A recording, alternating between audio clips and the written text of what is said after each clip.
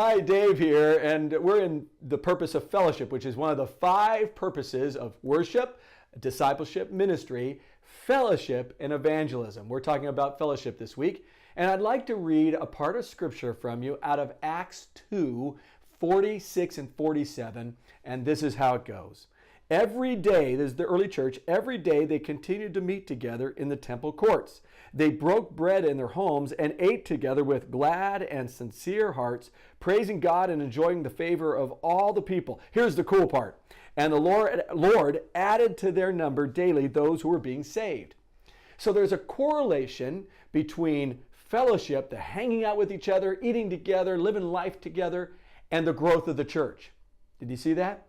There's a correlation between community and being part of a community and many people coming to the saving knowledge of Jesus Christ. So my question to you is, are you in community? Are you hanging out with other people? In our church, we have life groups, or small groups. We have Celebrate Recovery. We have Marriage in Motion. We're going to be starting a marriage enrichment program as well here. There are different ways to connect with different people in groups where you can live life together. You could do different ministries and live life together. Maybe be a part of the youth ministry or the children's ministry, or be part of the tech team or part of the music ministry, be part of the food pantry. And those are all communities, small parts of that community working together for God's kingdom. And you start building friendships and you start doing life together. I know a couple of guys that do the food pantry, and what they do is they go out and shoot together. I'm not really a gun owner, so I don't know much about that, but that's what they do. They go skeet shooting and different target shooting, and they start doing that because of the food pantry, coming together and knowing each other and starting to do life together. What can you do with other people in the church to build that community? Because when we do that, the people of this world see that. They see that community, they see that fellowship, they see that koinonia, and they want a part of it.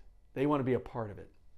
So in your student ministry, if you're a student going to high school or middle school, what can you do to build that community with the other people right now in your student ministry, and then build that love where people, just your friends that are at school, just want to be a part of it? What can you do at your workplace, on the ball field, guys, that you're out there professionally, whatever you're doing, that you could build community? You know, the Philadelphia Eagles won the World Series, the Super Bowl. Boy, I know sports, right? They won the Super Bowl last year. What was interesting about that team is that there were some really devout, outgoing believers on that team. And what did they do?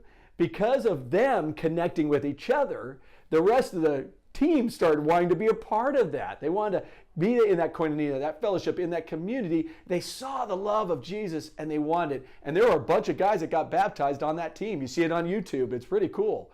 And they became part of the family of God. And they started doing community, which then had a bigger impact. And their impact went beyond their team. It went out to the Philadelphia area and honestly around this country, where people went, I want to know what these guys have.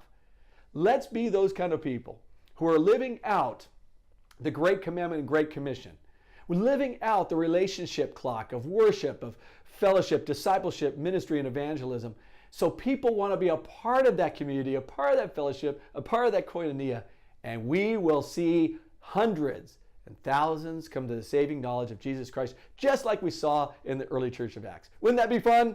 Guys, I hope that you will take that step, that challenge of building relationships with people in the church, fellowship, and let's see what God does with it in the future. We'll see you later.